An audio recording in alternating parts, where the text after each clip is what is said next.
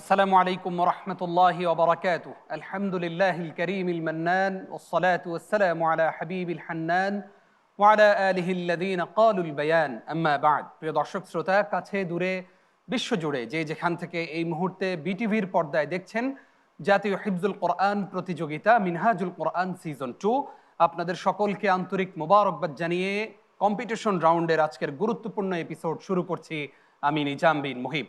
প্রিয় দর্শক শ্রোতা, আজকের পর্বেও 4 জন প্রতিযোগী তিলাওয়াত করবে। কারা কারা পারফর্ম করবে শুরুতেই তাদের সঙ্গে আপনাদেরকে পরিচয় করিয়ে দিচ্ছি। আজকে শুরুতেই স্টেজে আসবে নোয়াখালীর প্রতিযোগী মুজাহিদুল ইসলাম। দ্বিতীয় প্রতিযোগী হিসেবে স্টেজে আসবে কক্সবাজারের বন্ধু মোহাম্মদ আবু সুফিয়ান। তৃতীয় প্রতিযোগী হিসেবে স্টেজে আসবে চাঁদপুরের বন্ধু আফতাব উদ্দিন।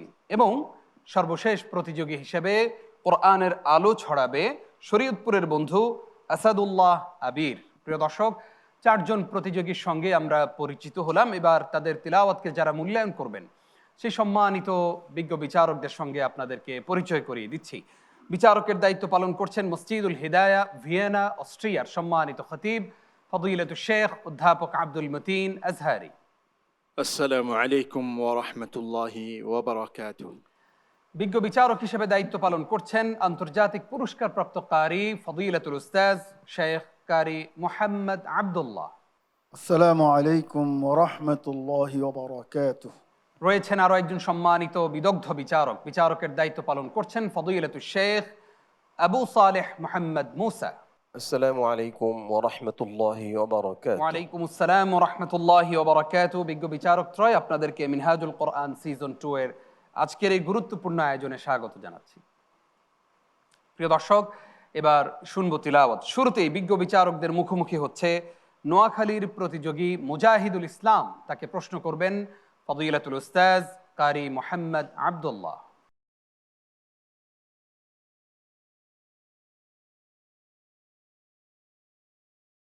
السلام عليكم ورحمة الله وبركاته. ওয়ালাইকুম আসসালাম ওয়া রাহমাতুল্লাহি ওয়া বারাকাতুহু। মুজাহিদুল ইসলাম, কেমন আছো? আলহামদুলিল্লাহ ভালো আছি। ওস্তাদ, আপনি কেমন আছেন? আলহামদুলিল্লাহ, আমিও ভালো আছি। তোমার জন্য শুভকামনা, সুন্দর করে তেলাওয়াত করবে ইনশাআল্লাহ। বারাকাল্লাহু ফিক। আউযু বিল্লাহি মিনাশ শাইতানির রাজীম। وأوحينا إلى موسى أن أسر بعبادي إنكم متبعون. أعوذ بالله من الشيطان الرجيم. بسم الله الرحمن الرحيم.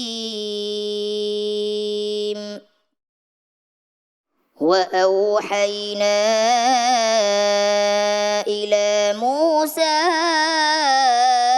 أن أسر بعبادي إنكم متبعون. فأرسل فرعون في المدائن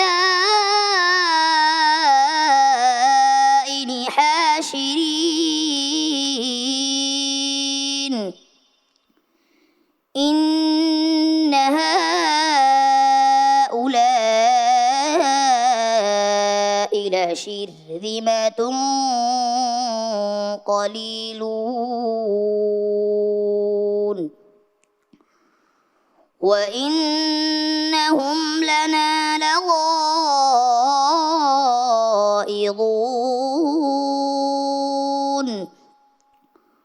وإنا لجميع حاذرون.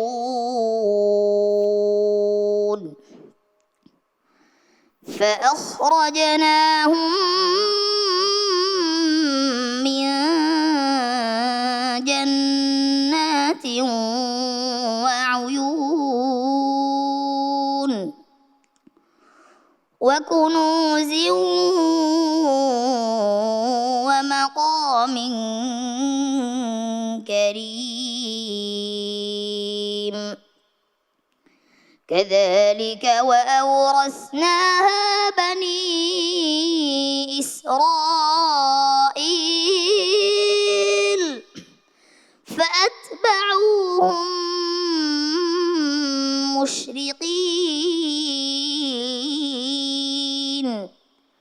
فلما تراءى الجمعان قال أصحاب موسى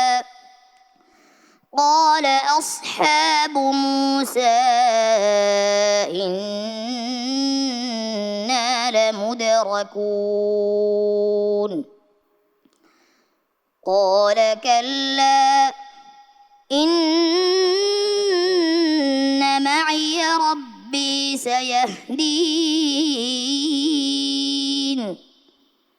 فأوحينا إلى موسى أن اضرب بعصاك البحر فانفلق فكان كل فرق كالطود العظيم وأزلفنا ثم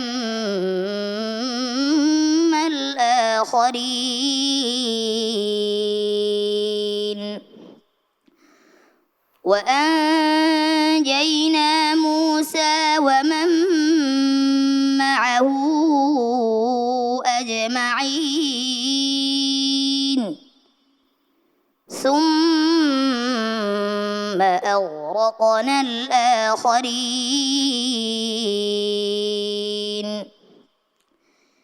إن في ذلك لآية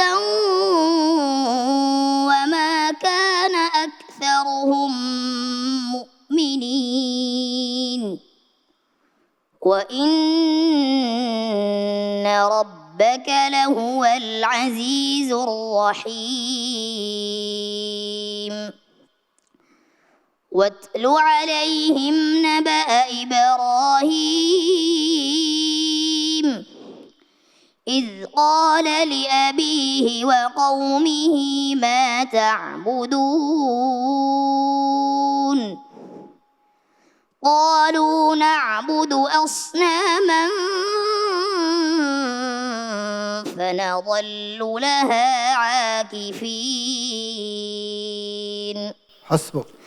صدق الله العلي العظيم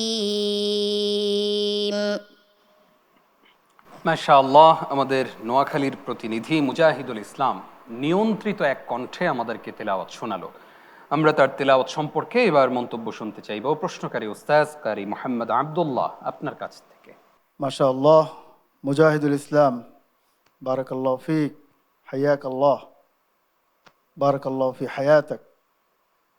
মাশাআল্লাহ, তুমি খুব সুন্দর তেলাওয়াত করেছো তোমার বয়স অনুযায়ী। তোমার উজ্জ্বল ভবিষ্যৎ কামনা করি। বাংলাদেশকে আরও উজ্জ্বল করবে তোমার প্রতিভার মাধ্যমে, ইনশাল্লাহ আমরা সেই আশা করি। বারাকাল্লাহু ফিক, হাইয়াকাল্লাহ। আমরা মন্তব্য শুনতে চাই শেখ আবু সালেহ মোহাম্মদ মুসা আপনার কাছ থেকে। মুজাহিদুল ইসলাম ছোট্ট মানুষ। মুজাহিদুল ইসলামের ভিতরে একটা মজা আছে। প্রথম আওয়াজটা শুনে অনেকে এটা থমকে যাবে যে কি আওয়াজ, কিন্তু সে যত পড়তে থাকে তখন তার মজাটা বাড়তে থাকে। তোমার জন্য মোলাহাজা হলো গুন্দার পরিমাণ বাবা খেয়াল করতে হবে। গুন্দার পরিমাণ আমি অনেক জায়গায় খেয়াল করেছি, বেশি হয়ে যায়। এটা নিয়ন্ত্রণ করো, পড়া আরো সুন্দর হবে। আল্লাহ তৌফিক দান করুন। আমিন। আমরা মন্তব্য শুনতে চাই অধ্যাপক আব্দুল মতিন আজহারি আপনার কাছ থেকে। বিসমিল্লাহ, মাশাআল্লাহ। মুজাহিদুল ইসলাম বরাবরের মতোই সুন্দর তিলাওয়াত করেছে। আমাদের বিচারকগণ তার তিলাওয়াতকে পছন্দ করেছেন। আমি তার সুস্থতা কামনা করি। আমি দর্শক শ্রোতাদের কাছে তার জন্য বিশেষভাবে তার গলার জন্য যেন সবাই দোয়া করেন। তার গলায় একটা প্রবলেম রয়েছে, এর ভিতর দিয়েই সে অনেক সুন্দর তিলাওয়াত করেছে। আল্লাহ পাক তাকে সুস্থতা দান করুন এবং কোরআনের জন্য কবুল করুন। আমিন। মুজাহিদুল ইসলাম, সুন্দর কিছু কমেন্টস আমরা তোমার ব্যাপারে পেয়েছি। আগামী দিনে যেন আরও সুন্দর সুন্দর কমেন্টস আমাদের বিজ্ঞ বিচারকগণ তোমার ব্যাপারে করতে পারে, সেই রকমভাবে প্রস্তুতি নিয়ে আসবে। কেমন? আসসালামু আলাইকুম ওয়া রাহমাতুল্লাহি ওয়া বারাকাতুহু। ওয়ালাইকুম আসসালাম রহমতুল্লাহি ওবরাকাতু। স্টেজে এবার আসবে প্রিয় দর্শক কক্সবাজারের বন্ধু মোহাম্মদ আবু সুফিয়ান। তাকে প্রশ্ন করবেন শেখ আবু সালেহ মোহাম্মদ মুসা।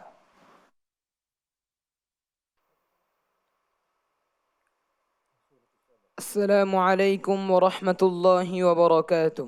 ওয়ালাইকুম আসসালাম ওয়া রাহমাতুল্লাহি ওয়া বারাকাতুহু। আবু সুফিয়ান প্রস্তুত? إن شاء الله. أعوذ بالله من الشيطان الرجيم. بسم الله الرحمن الرحيم. وقال الذين كفروا لا تأتينا الساعة. أعوذ بالله من الشيطان الرجيم. بسم الله الرحمن الرحيم.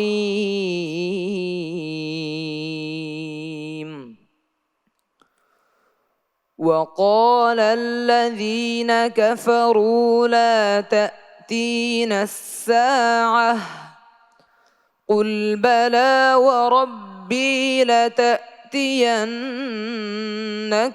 عالم الغيب لا يعزب عنه مثقال ذرة في السماوات ولا في الأرض ولا أصغر من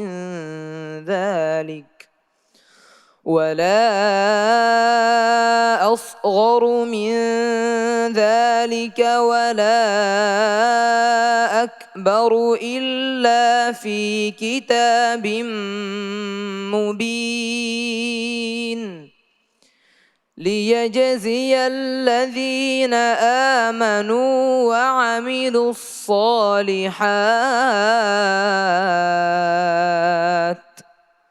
أولئك لهم مغفرة ورزق كريم والذين سعوا في آياتنا معاجزين أولئك أصحاب الجحيم. আবার বলো والذين سعوا في آياتنا معاجزين أولئك في العذاب محضرون. খেয়াল করে শোনো, হ্যাঁ। والذين سعوا في آياتنا معاجزين أولئك لهم عذاب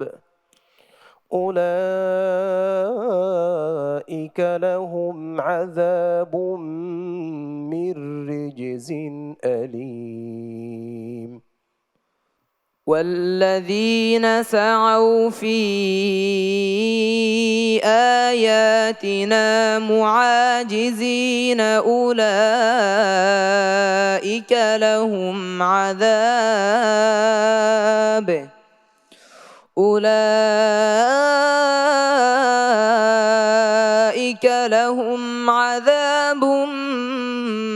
من رجز أليم. ويرى الذين أوتوا العلم الذي أنزل إليك من ربك هو الحق ويهدي إلى صراط العزيز الحميد. وقال الذين كفروا هل ندلكم على رجل ينبئكم إذا مزقتم كل ممزق إذا مزقتم كل ممزق إنكم لفي خلق جديد হাসবুক। صدق الله العظيم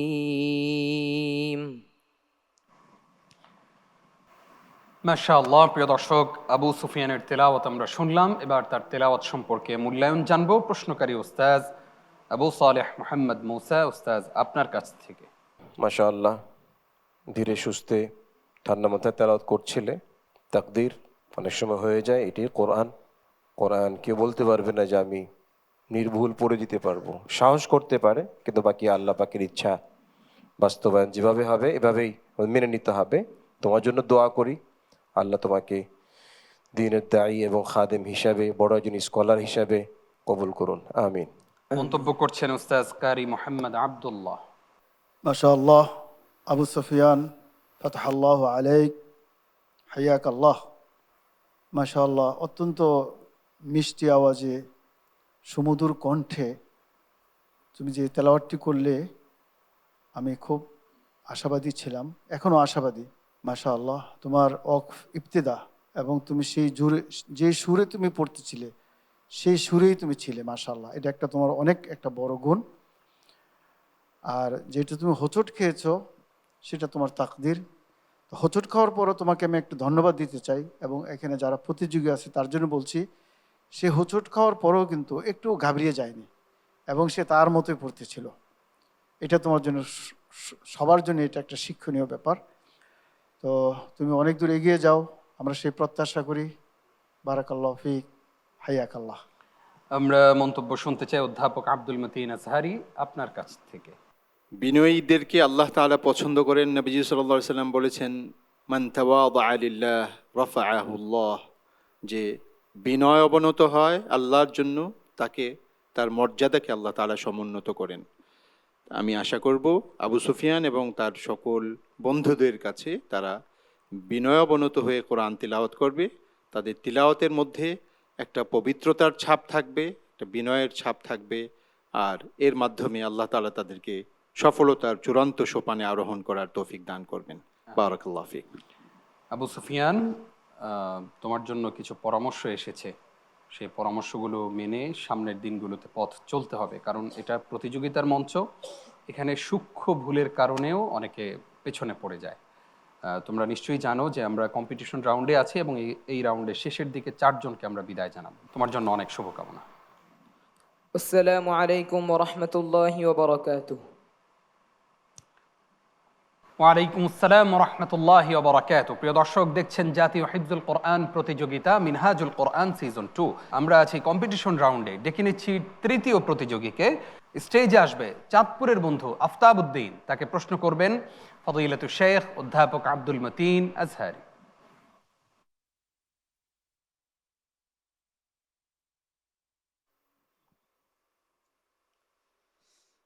السلام عليكم ورحمة الله وبركاته ওয়ালাইকুম আসসালাম ওয়া রাহমাতুল্লাহি ওয়া বারাকাতুহু।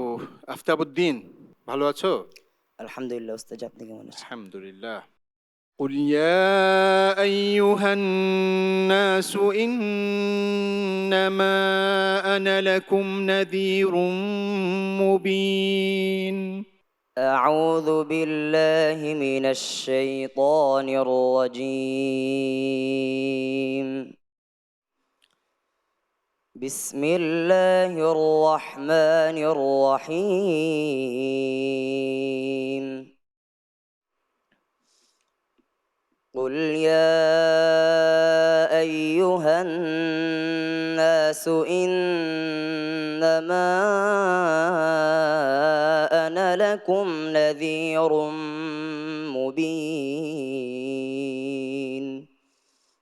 فالذين آمنوا وعملوا الصالحات لهم مغفرة ورزق كريم والذين سعوا في آياتنا معاجزين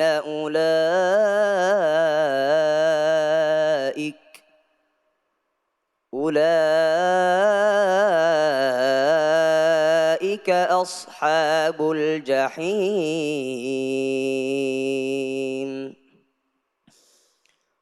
وما أرسلنا من قبلك من رسول ولا نبي إلا إذا تمنى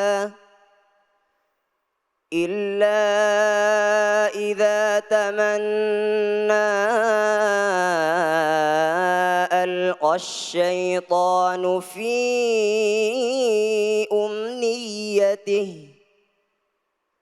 فينسخ الله ما يلقي الشيطان ثم يحكم الله آياته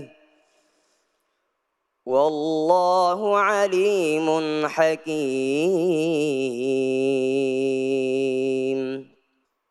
ليجعل ما يلقي الشيطان فتنة للذين في قلوبهم مرض والقاسية قلوبهم وإن الظالمين لفي شقاق بعيد وليعلم الذين أوتوا العلم أنه الحق من ربك فيؤمنوا به فتخبت له قلوبهم وإن الله لهادي الذين آمنوا إلى صراط مستقيم ولا يزال الذين كفروا في مرية منه حتى تأتيهم الساعة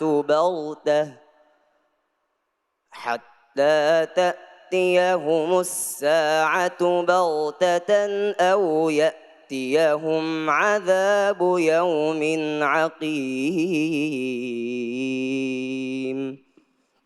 فتح الله عليك. صدق الله العظيم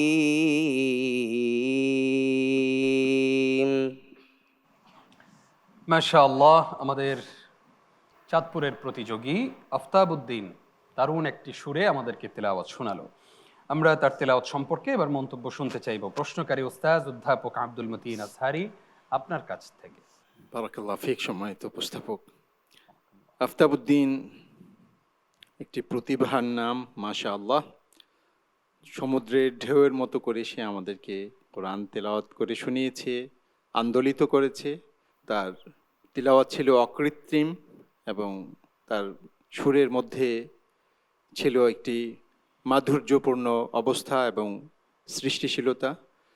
সে যদি নিজেকে আরও তৈরি করে আন্তর্জাতিক পুরস্কার পাওয়ার জন্য বা আন্তর্জাতিক মণ্ডলে সে যাওয়ার জন্য আল্লাহ পাক তাকে সহযোগিতা করবেন। তার মধ্যে মৌলিক যোগ্যতা রয়েছে বলে আমরা বিশ্বাস করি।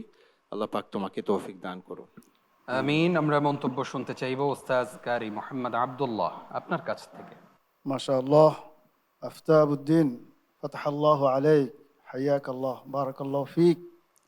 মাশাআল্লাহ মাশাআল্লাহ। আফতাবউদ্দিনের তেলাওয়াতের মধ্যে একটি প্রচণ্ড মুনশিয়ানা ছিল। যদিও সে চিল্লাচিল্লি করে না, কিন্তু আমরা যদি ব্যাখ্যা করি, আমরা তোমাকে আলহামদুলিল্লাহ অনেক উপরে রাখতে চাই। প্রত্যেকটা জায়গাতে ছোট্ট ছোট্ট করে তুমি এমন কাজ দিয়েছ যেটা আমি ভাষায় তোমাকে বুঝাইতে পারবো না। মাশাআল্লাহ, তোমার জন্য অনেক শুভকামনা। এগিয়ে যাও, বারাকাল্লাহু ফিক। শুনতে চাই শেখ আবু সালেহ মোহাম্মদ মুসা, আপনার কাছ থেকে। আফতাবউদ্দিন, মাশাআল্লাহ, সুন্দর পড়েছ। উস্তাদরা প্রশংসা করেছেন। আমি একটু আওয়াজের বিষয় ছোট্ট মুলাহাজা দিয়ে দিই। তুমি যখন শেষ করো সাদাকাল্লাহুল আযীম, এই যে সুরটাতে তোমার এটা একটু বেশি ডাউন হয়ে যায়, আযীম এই ধরনের একটা আওয়াজ চলে আসে। এটাকে নিয়ন্ত্রণ করো। তোমার যে ভয়েস, তুমি যে কোনো আওয়াজ দিতে পারবে, আওয়াজকে চিকন করতে পারো, মোটা করতে পারো। তোমার এটা ক্ষেত্র বিশেষ কাজে লাগাতে হবে। তোমার এই আওয়াজের যে সাউথ প্রয়োগ, আওয়াজের স্তর, এগুলো তোমাকে শিখতে হবে। হ্যাঁ, আল্লাহ তোমাকে আরো সুন্দর ভয়েসে পড়ার তৌফিক দান করুন, আমিন। আমিন। আফতাবউদ্দিন, অনেক সুন্দর তিলাওয়াত উপহার দিয়েছো। ইনশাআল্লাহ আগামী দিনগুলোতে ভালো করবে, আমরা তোমাকে নিয়ে সেই স্বপ্ন দেখি। আসসালামু আলাইকুম রহমতুল্লাহ বরকাতুহ।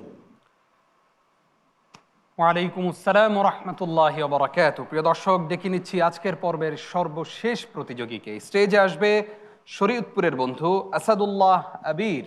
তাকে প্রশ্ন করবেন ফদিলাতুল উস্তাজ শেখ আবু সালেহ মোহাম্মদ মুসা।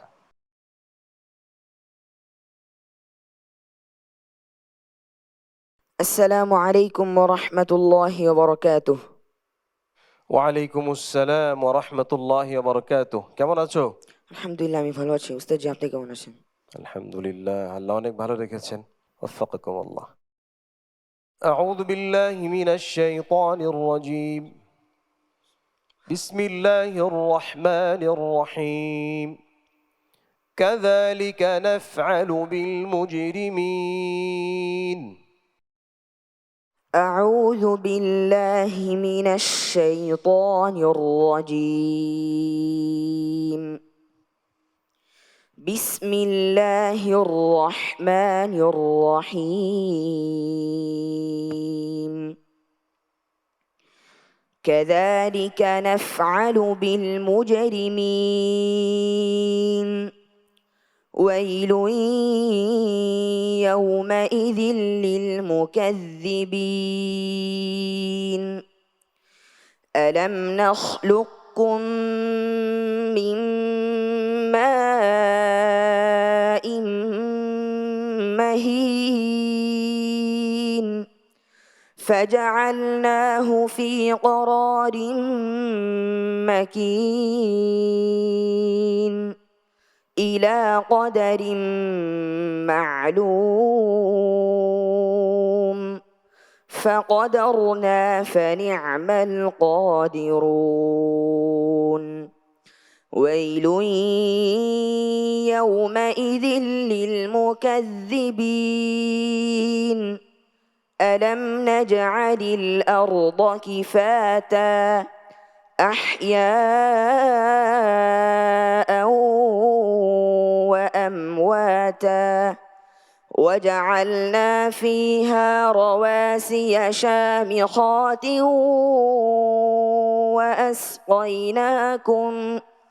وأسقيناكم ماء فراتا. ويل يومئذ للمكذبين.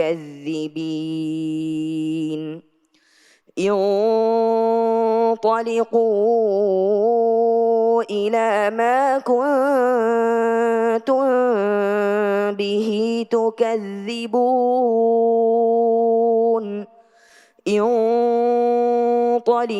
انطلقوا إلى ظل ذي 3 شعب لا ظليل ولا يغني من اللهب. ويل يومئذ للمكذبين. আবার বলো, লা যালিলি ওয়ালা ইউগনি। لا ظليل ولا يغني من اللهب. إنها ترمي بشرر كالقصر. إنها ترمي بشرر كالقصر. ويل يومئذ كأنه جمالة صفر. বলো, তুমি বলো লা যালিলিন বলো। لا ظليل ولا يغني من اللهب إنها ترمي بشرر كالقصر كأنه جمالة صفر ويل يومئذ للمكذبين هذا يوم لا ينطقون ولا يؤذن لهم فيعتذرون ويل يومئذ للمكذبين هذا يوم الفصل جمعناكم والأولين فإن كان لكم كيد فكيدون ويل يومئذ للمكذبين حسبك. صدق الله العظيم আসাদুল্লাহ আবির, তোমার তেলাওয়াত অনেক সুন্দর আবির। আমরা আমাদের প্রতিযোগী আসাদুল্লাহ আবিরের তেলাওয়াত সম্পর্কে এবার মন্তব্য শুনতে চাইব প্রশ্নকারী ওস্তাদ আবু সালেহ মোহাম্মদ মুসা আপনার কাছ থেকে। আসাদুল্লাহ আবির সবসময় ভালো পড়ে। সে যখন মঞ্চে দাঁড়ায় আশায় থাকি যে সে খুব ভালো করবে। আমি তোমার প্রথমটা লোকমা ধরেছি, পরেরটা লোকমা ধরিনি, পরেরটা এই আদা ধরেছি, ঠিক আছে? পরেরটা লোকমা যে খতা, যে নাম্বার কাটা হয়, প্রথমটাতে খতা, দ্বিতীয়টা ইয়া আদা, ঠিক আছে? ইনশাআল্লাহ আমি তোমাকে লোকমান নাম্বার কাটবো না। এরপরে তোমার জন্য হলো যে সোফ, একটু সময় নিয়ে করলে সফর, এটা শুনতে উস্তাদ বারবার ইশারা দিচ্ছিলেন যে মুসা এটা কেমন শোনা যাচ্ছে।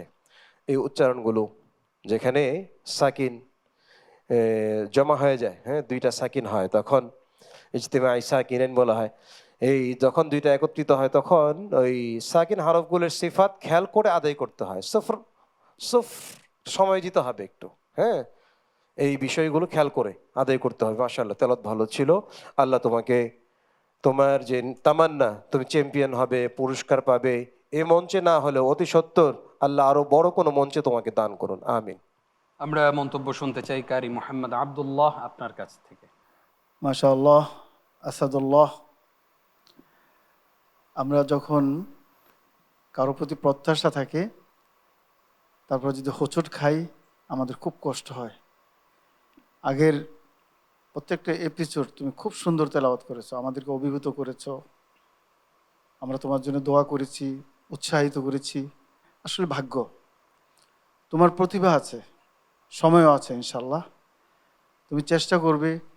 আর ওস্তাদ যে বলছেন তিনটা জায়গাতে ফসল, প্রত্যেকটা জায়গাতেই তোমার পেশ হয়ে গেছে, সুকুনটা পেশ হয়ে গেছে। এই জিনিসটা কিন্তু কখনোই হওয়া উচিত না। তোমাদের যে লেভেলের তেলাওয়াত, তোমরা যেই উচ্চতায় চলে গেছো, সেইখানে এইগুলি প্রশ্নই আসে না। কষ্টের পরও তোমার জন্য অনেক দোয়া, আল্লাহ তোমাকে কবুল করুক কোরআনের জন্য, তুমি একজন বড় দায়ী হও, আমি সেই দোয়া করি। বারাকাল্লাহ ফিক। আমিন। আমরা মন্তব্য শুনতে চাইব উস্তাদ আব্দুল মতিন আজহারি আপনার কাছ থেকে। আসাদুল্লাহ আবির, এক নম্বর হচ্ছে মাইক্রোফোনটা মুখের সাথে মিলিয়ে ধরেছে, এই কারণে অনেক সময় তার তিলাওয়াত তার কানে প্রতিধ্বনিত হয় খুব প্রচণ্ডভাবে। এটাও তার ভুল হওয়ার সম্ভাবনা সৃষ্টি করে। আর হয়তো একটু অন্যমনস্ক হয়ে পড়েছিল।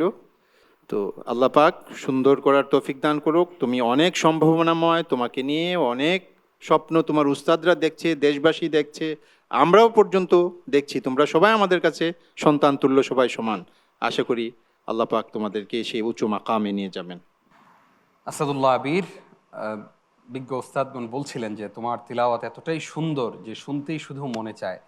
আজকে তুমি অনেক বড় একটি বিপদ ঘটিয়ে ফেলেছো। আমরা জানি না তোমার তাকদীরে কি আছে, তবে যদি আল্লাহ না করুন এই প্রতিযোগিতার মঞ্চ থেকে যদি তোমাকে বিদায় নিতে হয়, তুমি আগামী দিনগুলোতে আরও অনেক বেশি সতর্ক থাকবে এই যে এইবারের মিনহাজুল কোরআন সিজন 2-তে তুমি যে পারফর্ম করেছো, প্রত্যেকটা তিলাওয়াত শুনবে এবং সেই মন্তব্যগুলো শুনবে, যেন ওস্তাদদের সেই পরামর্শগুলো তোমার জীবনে কাজে লাগে। কেমন? জি ইনশাআল্লাহ। ইনশাআল্লাহ। আসসালামু আলাইকুম ওয়া রাহমাতুল্লাহি ওয়া বারাকাতুহু। ওয়ালাইকুম আসসালাম ওয়া রাহমাতুল্লাহি ওয়া বারাকাতুহু। প্রিয় দর্শক, একে একে আমরা সকলের তিলাওয়াত শুনলাম। বিজ্ঞ বিচারকগণ ফলাফল তৈরি করছেন। আজকের পর্বেও আমরা কোনো ফলাফল জানাবো না, তবে নাম্বার জানাবো আপনাদেরকে ইনশাআল্লাহ।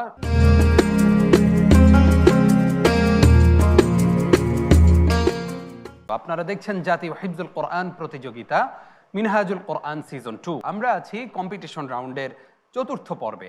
আজকে 4 জন প্রতিযোগী পারফর্ম করেছে। কে কত নম্বর পেয়েছে আমার হাতে ফলাফল চলে এসেছে।